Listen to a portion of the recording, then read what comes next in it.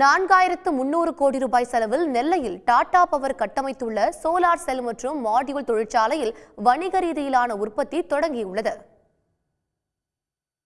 இந்தியாவின் முன்னணி தனியார் மின் உற்பத்தி நிறுவனமான டாடா பவர் திருநெல்வேலி மாவட்டத்தில் சோலார் செல் உற்பத்தி ஆலையில் வணிக ரீதியான உற்பத்தியை தொடங்கியுள்ளது. டாடா பவர் தனது கிளீன் மற்றும் கிரீன் எனர்ஜி உற்பத்தியை 2030ஆம் ஆண்டுக்குள் 38% இருந்து 70% அதிகரிக்க இலக்கு நிர்ணயித்து செயலாற்றி வருகிறது. இதன் எதிரொலியாக டாடா பவரின் துணை நிறுவனமான டிபி சோலார் லிமிடெட் தமிழ்நாட்டின் திருநெல்வேலி மாவட்டத்தில் 4300 கோடி ரூபாய் செலவில் சோலார் செல் மற்றும் மாடியூல் உற்பத்தி தொழிற்சாலையை கட்டமைத்துள்ளது. 4.3 கிகாவாட் அளவு புதுப்பிக்கத்தக்க மின்சாரம் தயாரிக்கும் திறன் கொண்ட இந்த கிரீன்ஃபீல்டு ஆலையின் முதல் பிரிவில் உற்பத்தி தொடங்கப்பட்டுள்ளது.